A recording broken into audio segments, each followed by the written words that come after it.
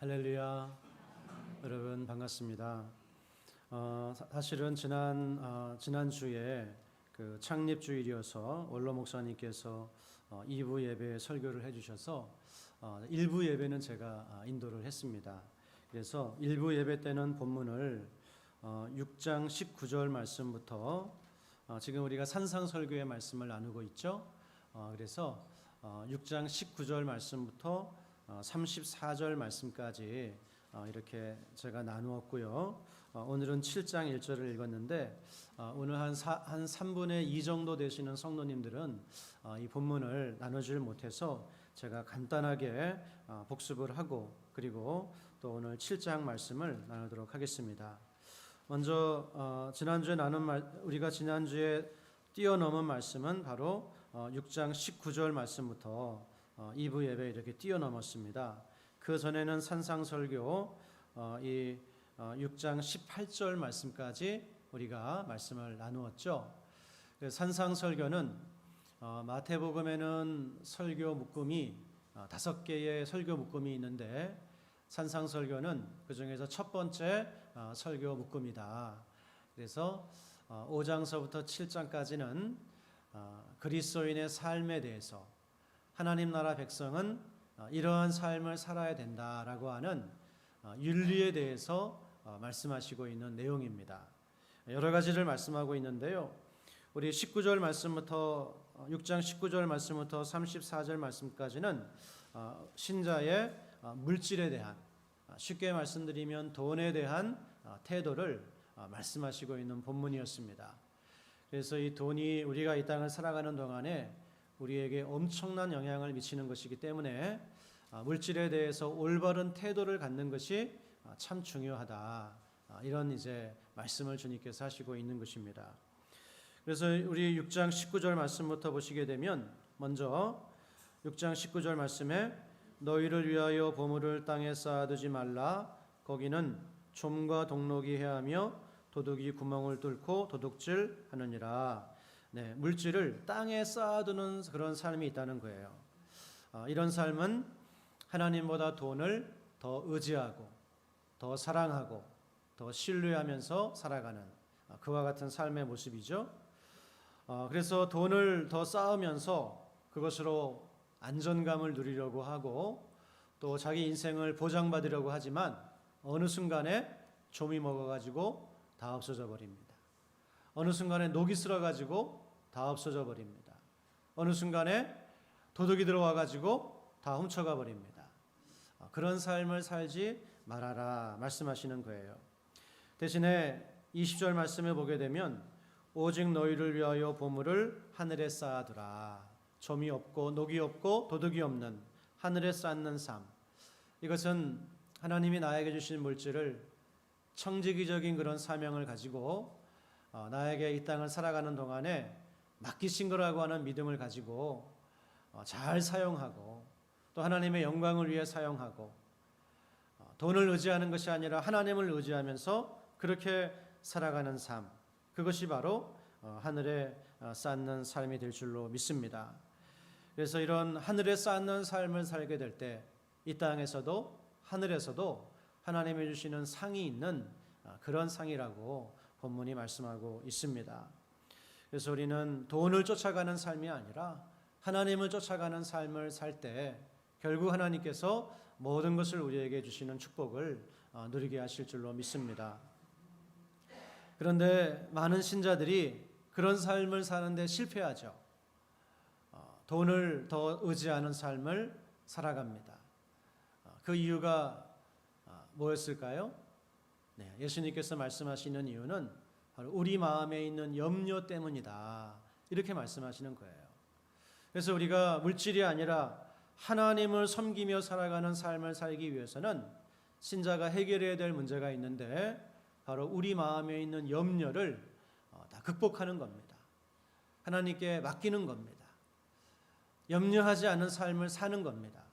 그렇게 할 때 우리는 돈을 더 신뢰하는 우상 숭배적인 삶이 아니라 하나님을 온전히 신뢰하는 그런 삶을 살 수 있다고 하는 것이죠. 그래서 오늘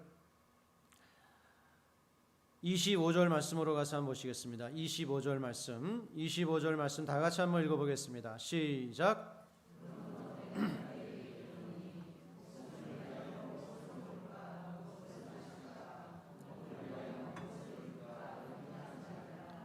목숨이 음식보다 중하지 아니하며 몸이 의복보다 중하지 아니하냐. 네, 예수님 말씀의 요지가 뭡니까? 염려하지 말라.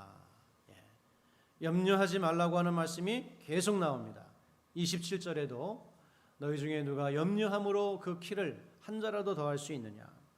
또 31절 말씀에도 그러므로 염려하여 이르기를 무엇을 먹을까 무엇을 마실까 무엇을 입을까 하지 말라. 34절에도 그러므로 내일 일을 위하여 염려하지 말라. 네. 우리 사랑하는 낙원의 모든 성도님들은 염려를 하나님께 다 맡겨버리시기를 바랍니다. 염려하지 않기로 결심하시기를 바랍니다. 우리가 어떻게 하면 염려를 다 하나님께 맡길 수 있을까요? 하나님이 나를 먹이시고 입히시는, 나의 길을 인도하시는 나의 목자가 되신다라고 하는 것을 신뢰할 때, 확신을 가질 때 우리는 모든 염려를 내려놓을 수 있는 줄로 믿습니다. 그래서 여러분, 가장 좋은 우울증 치료제는 뭐라고 말씀드렸죠? 시편 23편이다. 여호와는 나의 목자시니 내게 부족함이 없으리로다. 염려하는 마음이 들 때, 우울하는 마음이 들 때마다 시편 23편을 정말 깊이 묵상하시기를 바랍니다. 그래서 우리가 내 힘으로 사는 것이 아니라, 내 능력으로 사는 것이 아니라 목자 되시는 하나님의 은혜와 인도하심으로 살아간다고 하는 것을 깨달을 때 모든 염려를 내려놓을 수가 있는 줄로 믿습니다. 그러면 염려 내려놓으면 어떻게 된다고요? 건강도 좋아집니다. 그리고 신앙도 성장하게 됩니다. 가정도 훨씬 더 좋아지게 됩니다. 그래서 염려를 다 하나님께 맡겨야 됩니다.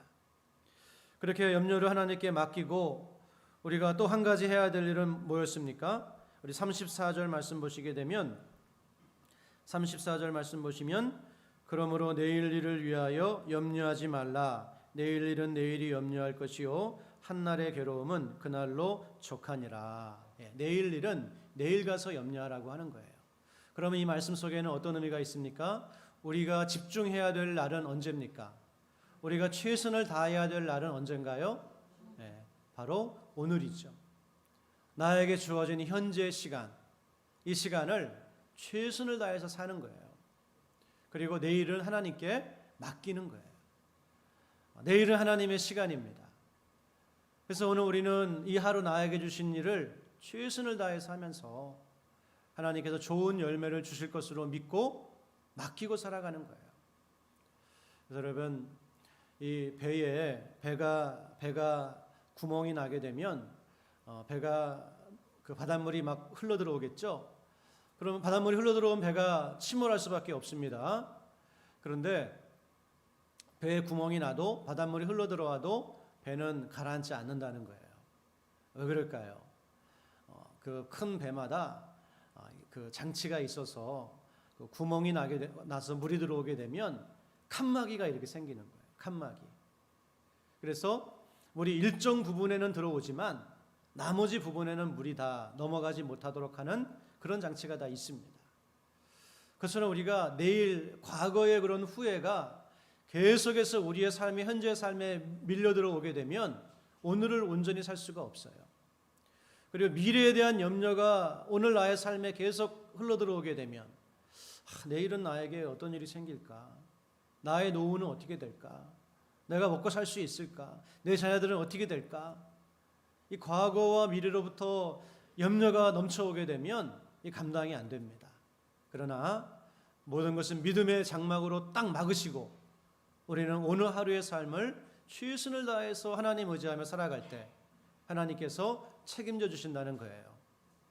그래서 이런 삶을 우리는 두 가지를 꼭 기억하시기를 바랍니다. 첫 번째, 하나님이 우리의 목자 되심을 믿으시기를 바랍니다. 두 번째, 과거는 또 지나간 것이고 미래는 하나님의 것이기 때문에 우리가 어디에 초점을 맞추라고요? 오늘의 삶에 초점을 맞춰서 오늘 내가 해야 될 일을 최선을 다해서 하시기를 바랍니다. 그리고 하나님께 온전히 맡기시기를 바랍니다. 그렇게 할 때 하나님 우리에게 어떤 은혜를 주십니까? 우리 33절 말씀에 33절 다 같이 한번 읽겠습니다. 시작. 그런즉 너희는 먼저 그의 나라와 그의 의를 구하라. 그리하면 이 모든 것을 너희에게 더하시리라. 우리에게 두 가지 축복을 주시는데 이 모든 것을 더해 주신다는 거예요. 하나님이 책임져 주시겠다 이렇게 말씀하고 있습니다. 여러분, 우리의 삶은 하나님이 책임져 주시는 삶이라고 하는 거 꼭 믿으시기를 바랍니다. 그리고 두 번째 주시는 축복은 우리가 먼저 그의 나라와 그의 의를 구할 때 우리의 삶의 가치가 달라진다는 거예요. 수준이 달라지게 된다라고 하는 겁니다.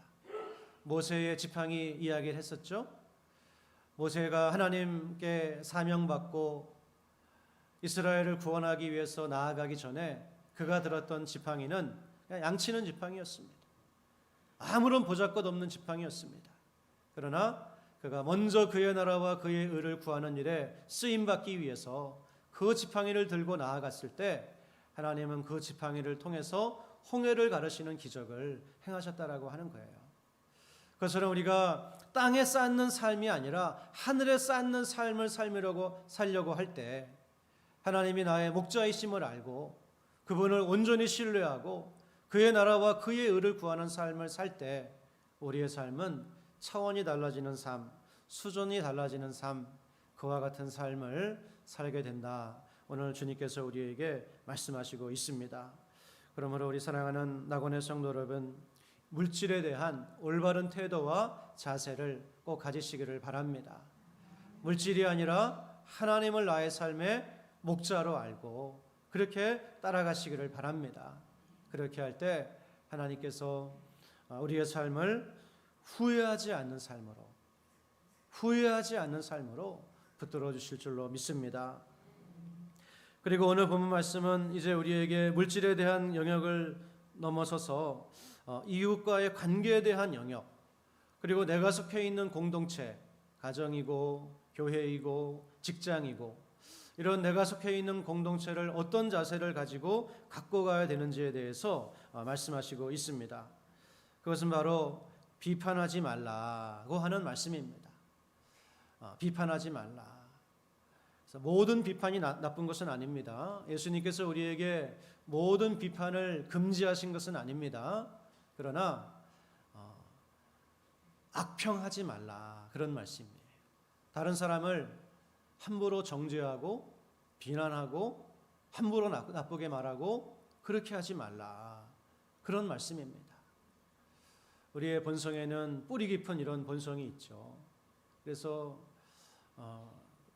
우리 그 만원경과 현미경 이야기도 했는데요. 자기를 볼 때 자기의 허물을 볼 때에는 뭘 가지고 봐요? 만원경을 가지고 보죠. 잘 안 보입니다. 남의 허물을 볼 때는 뭘 가지고 들여다보려고 그래요? 현미경 가지고 들여다보려고 그래요. 얼마나 그 남의 허물이 잘 보이겠습니까?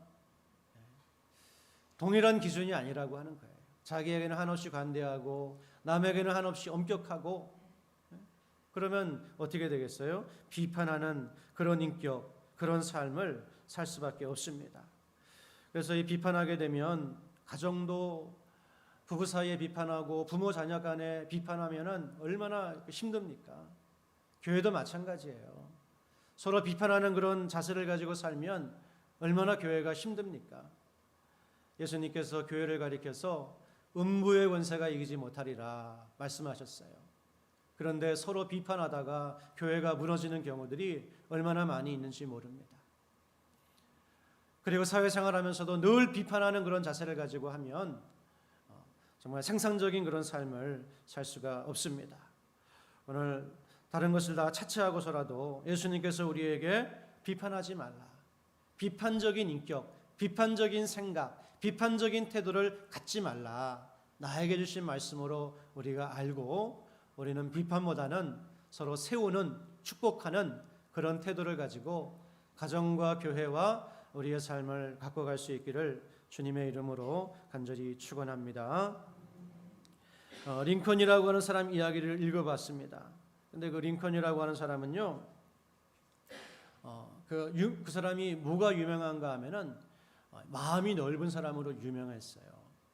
자기의 정적들까지도, 자기를 신랄하게 비난하는 사람들까지도 자기 그 내각에다가 임명을 하고, 또 남북 전쟁을 할 때 고위 장군으로 임명을 하고, 그래가지고 비록 그 시대에 전쟁이 일어났지만 그 찢어진 나라를 통합하는 일에 귀하게 아주 쓰임을 받았던 사람이에요.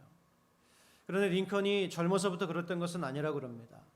젊어서는 아주 그냥 칼 같은 사람이었다 그래요.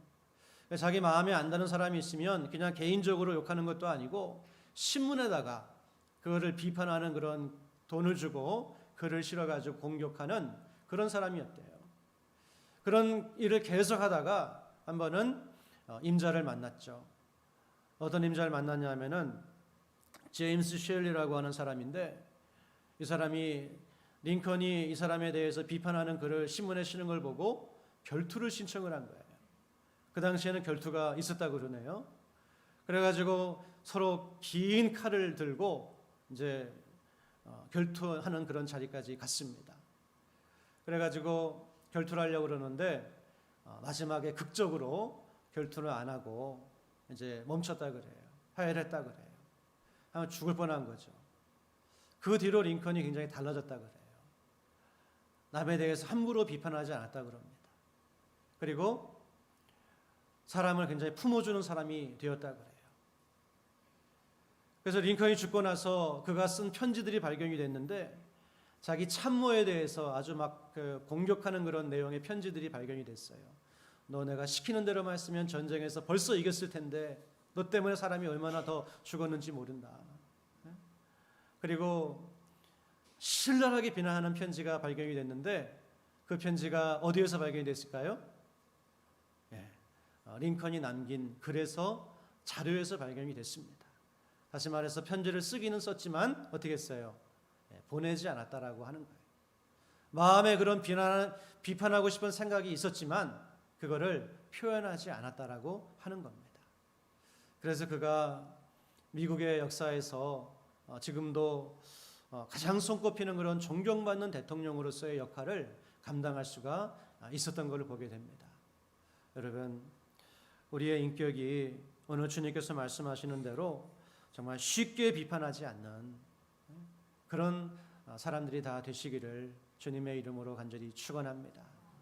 너무 쉽게 험담하고, 너무 쉽게 다른 사람을 판단하고, 너무 쉽게 정죄하고, 그것은 하나님 나라 백성의 윤리가 아니라고 하는 거예요. 예수님께서는 그렇게 해서는 안 되는 이유에 대해서 말씀하시고 있는데, 세 가지 이유가 나옵니다. 첫 번째는 2절 말씀을 보시면, 너희가 비판하는 그 비판으로 너희가 비판을 받을 것이요. 너희가 지금은 남을 욕하지만 너희가 그 똑같은 문제를 가지고 비판을 당할 때가 올 것이다. 왜 그렇습니까? 우리는 다 약하기 때문에 그래요. 내가 지금 저 사람이 하는 걸 보고 막 욕하고 비판하고 하지만 살다 보면 어느 순간 어떻게 된다고요? 내가 그런 실수를 할 때가 있다라고 하는 거예요. 그러면 사람들이 얼마나 나를 조롱하고 비판하겠습니까? 너는 과거에 그렇게 비판하던 네가 똑같은 그런 잘못을 저지르지 않느냐, 그런 일이 일어난다는 거예요. 너희가 헤아리는 그 헤아림으로 너희가 헤아림을 받을 것입니다. 우리가 상대방의 심지어 상대방의 행동을 헤아리고 심지어 드러나지 않은 마음까지도 헤아리면서 정죄했던 그 헤아림을 내가 당할 때가 있을 것이다. 그리고 또한 이처럼 내가 비판하는 그 비판을 내가 받게 되는 날이 있을 뿐만이 아니라 이 2절 말씀에는 우리가 또 한 가지 의미로 좀 생각해 볼 수가 있는데, 마태복음 5장 22절에서도 예수님께서 하신 말씀이에요. 너희가 형제를 향하여서 어떻게 한다고요? 욕하고 저주하는 자는 나중에 하나님의 심판을 받는다. 형제를 향하여서 라가라고 하고 미련한 자라고 하는 사람은 나중에 하나님의 심판을 받는다라고 하는 거예요. 그래서 오늘 이 말씀은 우리가 내가 하는 정죄를 이 땅에서도 당할 수 있지만 나중에 하나님 앞에 서게 되었을 때 늘 비판하고 정죄하고 판단하며 그렇게 살아가던 사람은 누구에게 그 판단을 받아요? 하나님에게 그 판단을 받을 수도 있다는 거예요. 그러므로 얼마나 두려운 그런 말씀입니까? 오늘 내가 늘 다른 사람을 판단하고 정죄하고 그렇게 살아가는데 그 정죄가 하나님으로 말미암아 나에게 다 돌아올 수 있다는 거예요. 그래서 우리가 조심하고 주의해야 된다 말씀합니다. 그리고 비판하지 말아야 될 세 번째 이유는 자꾸 비판하다 보면 우리는 외식이라고 하는 예수님께서 아주 싫어하시는 죄에 빠질 수 있기 때문입니다. 마태복음에 보면 예수님께서 특별히 아주 심하게 책망하시고 아주 책망하시는 죄가 있는데 바로 바리새인들의 외식하는 죄. 예수님께서 바리새인들을 가리켜서 뭐라 그러십니까? 독사의 자식들아. 아니 그 인자하신 주님이 독사의 자식이라고 그렇게 책망하세요.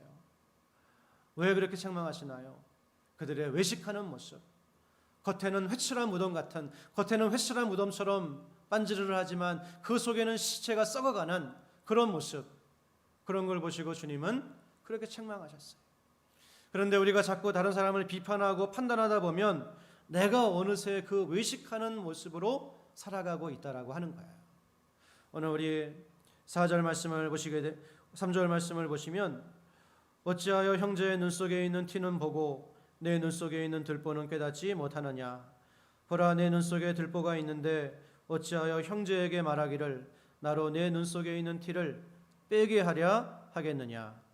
외식하는 자여, 먼저 내 눈 속에서 들보를 빼어라. 이렇게 말씀하시는 거예요. 무슨 말씀입니까? 자꾸 다른 사람을 판단하고 정죄하고 미워하다 보면 어느새 우리는 어떤 모습이 되어 있습니까? 내 눈에는 기둥이 들어있는데 그건 보지 못하고 다른 사람의 눈에 있는 그 티끌만을 보면서 정죄하는 그런 모습이 되어 있을 수밖에 없다고 하는 거예요. 그리고 하나님께서 그런 모습을 보실 때 너무나 가증하고 부족한 모습이다 말씀하시고 있는 겁니다. 여러분, 그렇습니다. 우리는 그러므로 이 비판하는 것 참 조심해야 됩니다. 나는 혹시 습관적으로 비판하고 습관적으로 다른 사람의 마음을 헤아리고 습관적으로 판단하고 내가 재판관이 되어서 그렇게 살아가고 있지는 않은가. 그래서는 안 된다고 하는 걸 깨닫고 하나님 앞에서 우리의 마음과 태도를 바꾸는 역사가 일어나시기를 주님의 이름으로 간절히 축원합니다. 그래서 우리가 겉으로는 이 판단하고 정죄 함부로 그렇게 하지 않지만 우리의 마음으로는 얼마나 이 막 판단하고 정죄하고 그것이 우리의 마음 가운데 있는지 모릅니다. 그런데 하나님 나라 윤리는 마음의 윤리라 그랬죠. 마음과 행동이 하나 되는 윤리라고 말씀을 드렸습니다. 내가 입으로 그렇게 하지 않는다고 하더라도 마음으로, 생각으로 그렇게 판단하고 정죄하는 마음이 계속 일어난다고 한다면 기도하면서 하나님께서 바꿔주시기를 구하고 우리의 마음이 은혜를 받아야 됩니다. 변화가 되어져야 됩니다. 그래서 변화된 마음으로, 변화된 언어로 가정과 교회를 세우는 그런 일들이 일어나야 될 줄로 믿습니다. 오늘 우리 주보를 한번 보시면요. 1번 비판하지 말라. 비판하지 말라. 자신의 1번의 1번 자신의 영성과 인격을 파괴합니다. 자꾸 비판하다 보면 누가 파괴가 되나요? 자기가 파괴가 돼요. 자신의 영성과 인격이 파괴가 되는 거예요. 야고보서 4장 11절과 12절 말씀 다 같이 한번 읽겠습니다. 시작.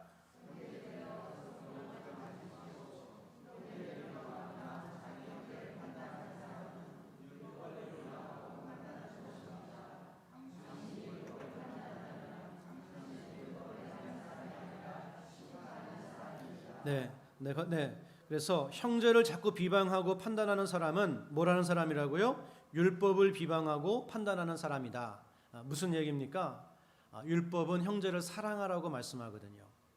형제를 비판하지 말라고 말씀하거든요. 근데 자꾸 형제를 판단하고 비방하는 것은 결국 뭐예요? 율법을 판단하고 비방하는 것이다. 그런 이제 말씀이고요. 더 심각한 것은 12절 말씀을 보시면 이렇게 말씀합니다. 시작.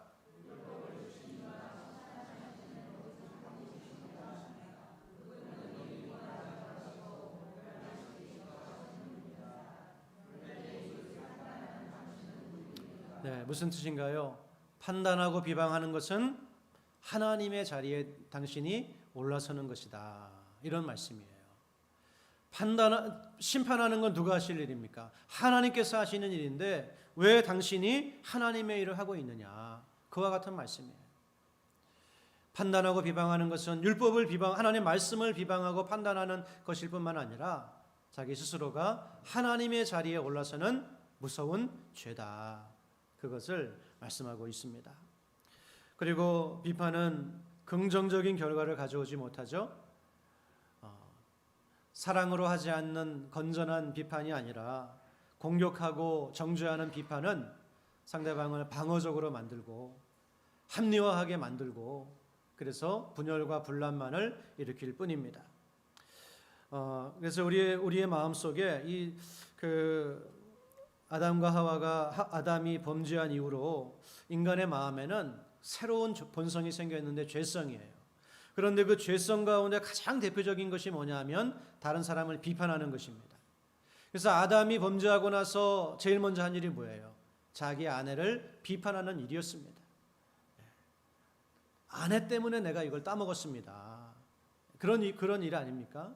지금 우리 집에서도 자꾸 아내를 비판하는 남편들이 혹시 계시나요? 또 남편을 비판하는 그런 아내가 계시나요? 저도 좀 갑자기 좀 마음에 찔리는 생각이 좀 나는데, 예. 그래서 우리 마음 속에는 이 죄성이 있는데 가장 대표적인 게 뭐냐면 비판하는 거예요. 남의 탓을 하는 거예요. 그러면 이 비판하는 이런 태도를 어떻게 좀 바꿔갈 수 있을까? 제가 좀 비판에 대해서 말씀을 좀 설교도 듣고 책도 좀 읽고 하면서 우리 그 할렐루야 교회의 김승훈 목사가 한 설교를 한번 들어봤는데 거기에서 이 비판하는 어떤 나의 태도를 좀 본성을 조금 바꿔갈 수 있는 실제적인 그런 좀 유익한 팁들을 좀 이렇게 이야기하는 걸 보고 제가 좀 들었는데 상당히 공감을 하면서 들었습니다. 한번 우리 첫 번째부터 한번 좀 읽어보도록 할까요? 첫째, 그렇습니다. 남을 판단하고 정죄하는 것. 그러면서 우리가 괴로워하죠. 내가 그러면 안 되는데. 근데 그 사람들을 사랑하는 자리까지 가는 건 굉장히 힘들죠. 하지만 미워하지 않는 것, 그거는 훨씬 쉽습니다. 그래서 먼저 뭘 하라는 거예요? 미워하지 않는 그런 마음가짐을 가져보라. 굉장히 실제적인 그런 팁인 것 같아요. 조금 내 마음속에 이렇게 조금 거리를 두고 그분에 대해 좀 잊어버리는 그런 일을 할 수도 있겠고, 어쨌든 사랑하는 것이 힘들면 미워하지는 않는 그런 거를 할 수가 있는 거야. 그리고 두 번째 시작. 네, 그렇죠. 우리 그 사람의 행동을 볼 수는 있지만 마음은 사실 알지 못하는 거예요. 근데 우리는 어떤 실수 많이 합니까? 내가 저 사람의 마음까지도 안다고 생각하는 거예요. 그래서 저 사람이 이런 마음으로 이렇게 했지. 그럴 수도 있지만 안 그런 경우는 얼마나 많이 있습니까? 그러므로 남의 마음까지 내가 헤아리는 그런 태도는 안 된다는 거예요. 할렐루야. 공감이 좀 가시나요? 네. 세 번째 시작. 네, 아멘. 모든 사람들에게는 단점이 있고 장점이 있습니다. 근데 한번 비판적인 마음을 가지면 단점만을 계속해서 보게 되는 거예요. 그럼 나중에 그 사람은 천하의 정말 몹쓸 사람이 됩니다. 그러나 그런 사람이 어디 있습니까? 장점도 있고 단점도 있는 거예요. 스테인드 글라스, 다 조각조각 난 그런 유리죠. 그 조각조각 난 유리가 한데 모이게 되면 예수님 모습이 되고 아름다운 성화가 됩니다. 그처럼 우리가 다 조각난 인격, 깨어진 인격이지만 이런 부족한 사람들이 모여서 하나님의 교회를 이루어가는 것 아니겠습니까? 그러므로 서로의 장점을 바라봐 줄 수 있는 그런 태도가 우리에게 필요합니다. 넷째, 시작. 네, 언어를 바꾸어 보십시오. 그래서 생각에서 뭐가 나오죠? 언어가 나옵니다. 그런데 언어가 우리의 생각이 되기도 하는 거예요. 자꾸 나쁜 말을 하다 보면 내 생각도 그런 쪽으로 따라갑니다. 좋은 말을 하면 생각도 그런 쪽으로 따라갑니다. 습관적으로 아주 강팍한 그런 말을 하는 부분이 있다고 한다면 언어를 한번 바꿔보시기를 주님의 이름으로 간절히 축원합니다. 우리 그래서 저는 저희 부친이 저를 야단칠 때 아주 어렸을 때부터 기억나는 말이 있는데 부자가 될 놈아. 자녀를 야단칠 때도 어떻게 하셔야 돼요? 축복하면서 야단치시기 바랍니다. 집에 가서 한번 자녀가 좀 잘못하는 일이 있으면 한번 써보세요. 이 하나님 사랑받을 놈아, 부자가 될 놈아. 그리고 다섯째, 나의 관심사를 바꾸어 봅시다. 우리가 언제 그런 비판한 태도를 많이 가지게 됩니까? 뉴스 볼 때 그렇게 되는 것 같아요. 뉴스 보면 정말 그 비판하는 마음이 생겨요, 막. 그래서 대신에 뭘 많이 보세요? 기독교 방송 보시기를 바랍니다. 말씀을 보시고 찬양을 들으시기를 바랍니다. 그러면 우리의 마음도 변화가 될 거예요. 여섯째, 가장 중요한 것입니다. 나는 하나님께 사랑받고 있는 자임을 잊지 맙시다. 너는 보배롭고 존귀하다. 하나님께서 날마다 우리를 향해서 하시는 말씀 아닙니까? 여러분 살아가시면서 누군가로부터 참 너는 보배롭고 존귀하다 이런 얘기 들어보신 적 있으세요? 물론 이제 있으시겠지만 근데 우리는 날마다 하나님으로부터 그런 소리를 들으며 살아가고 있는 사람들이에요. 원래 우리는 하나님의 심판대 앞에서 우리의 모든 죄가 낱낱이 드러나고 내가 생각과 언어와 행동으로 지은 모든 죄에 대해서 심판을 받아야 되는 그런 운명이 있었던 사람들이 우리입니다. 그런데 그리스도 예수 안에 있는 자에게는 결코 정죄함이 없나니 이 구원의 은혜를 우리에게 주시고 하나님이 오늘도 우리를 보배롭고 존귀한 자로 바라봐 주시는 이런 은혜 가운데 살아가고 있는 사람들이에요. 그래서 이것을 기억한다면 우리의 마음도 지나친 그런 비판보다는 사랑으로 감싸주고 격려하는 그런 마음으로 이 땅을 살아가야 될 줄로 믿습니다. 그래서 오늘 말씀을 통해서 우리가 지나치게 비판하는 태도, 정죄하는 그런 생각, 그런 것에 성령께서 우리의 마음과 태도를 바꿔주시기를 주님의 이름으로 간절히 소원합니다. 그런데 마지막으로 오늘 본문 말씀은 모든 그런 판단과 비판을 금지하는 것은 아닙니다. 오히려 올바른 태도와 동기를 가지고 판단하고 비판할 것에 대해서 말씀하시고 있어요. 우리가 올바른 비판 의식이 없다고 한다면 우리의 삶은 엉망진창이 되어버리게 될 것입니다. 누가 모든 얘기해도 다 그냥 믿어버리고 또 아무리 그런 잘못을 행하는 사람이 있어도 그냥 거기에 대해서 올바른 태도를 가지지 못하고 그래서 오늘 말씀은 모든 비판을 금지하는 말씀이 아니에요. 오히려 올바른 태도를 가지고 건전한 비판을 하라. 그렇게 말씀하시고 있는 부분이 절반은 해당되는 말씀입니다. 오늘 5절 말씀을 보시면 어떻게 말씀합니까? 외식하는 자여 먼저 내 눈 속에서 들보를 빼어라. 그 후에야 밝히 보고 형제의 눈 속에서 티를 빼리라. 먼저 너의 눈에 들보를 빼고 자신을 살피는 그런 마음과 모습으로 형제와 자매의 티를 보고 그것을 빼주라고 말씀하시고 있는 겁니다. 여러분 신앙생활이라고 하는 것이 내 옆에 있는 형제 자매에 대해서 아주 무심하게 그런 것은 신앙생활이 아니죠. 누군가 형제가 자매가 계속해서 죄를 짓거나 잘못된 길을 갈 때 예수님께서 못 본 척하라고 말씀하셨습니까? 아니죠. 먼저 개인적으로 가서 권면을 해라. 잘못을 지적해주고 돌이킬 수 있도록 도와줘라. 그리고 두 번째로 그래도 듣지 않거든 한두 사람 더 데리고 가서 간곡하게 사랑으로 권면을 해라. 그래도 듣지 않거든 교회의 말하고 교회의 말도 듣지 않거든 이방인과 세리와 같이 여겨라. 내 옆에 형제 자매의 삶에 무관심하라고 말씀하지 않습니다. 오히려 적극적으로 사랑을 가지고 개입하라고 그렇게 말씀하시고 있는 거예요. 그렇습니다. 우리 신앙생활은 혼자 하는 것이 아니라 공동체로 하는 것입니다. 그러므로 옆에 사람에게 힘들고 어려운 일 당할 때 무관심한 것이 아니라, 그들이 잘못된 길로 갈 때 무관심한 것이 아니라, 우리는 사랑과 긍휼의 마음을 가지고, 그리고 이 사람이 내 형제요 내 자매라고 하는 그 생각을 가지고 그 사람에게 다가갈 수 있어야 된다라고 하는 거예요. 아무 관계가 없는 사람이 그냥 뜬금없이 가서 권면하는 것이 아니라 사랑방 리더가, 그리고 우리 장로님들이, 또 같은 전도의 회원들이 가서 사랑으로, 불쌍히 여기는 마음으로 권면해서 어떻게 해서든지 이분의 신앙이 올바로 회복이 되고 이분의 삶이 올바로 회복될 수 있도록 도와주는 그런 모습이 우리에게 있어야 된다. 그렇게 하기 위해서는 우리는 먼저 나의 모습을 살피면서, 그리고 형제 자매의 눈에 티를 빼어주는 그런 모습으로 살아가야 된다. 우리에게 말씀하시고 있는 겁니다.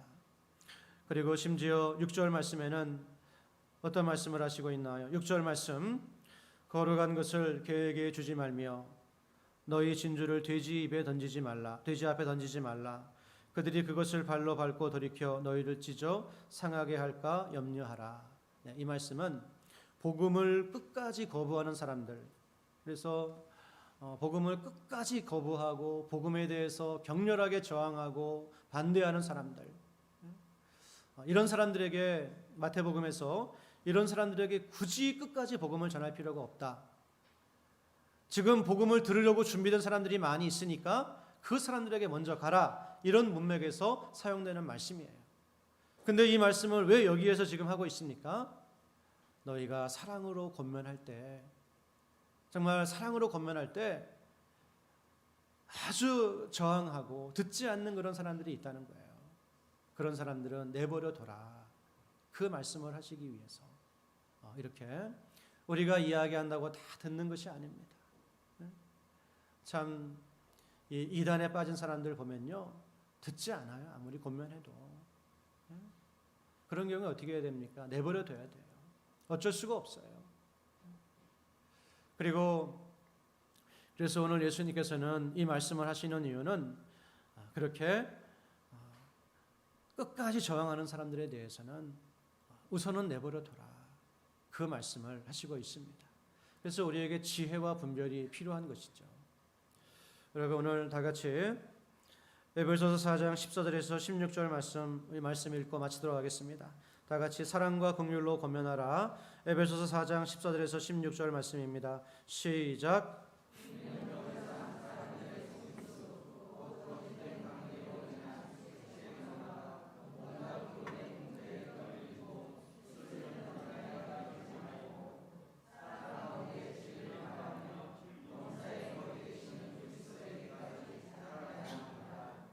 그리스도로부터 온 몸이 각 마디를 통해 함께 연결되고 결합됩니다.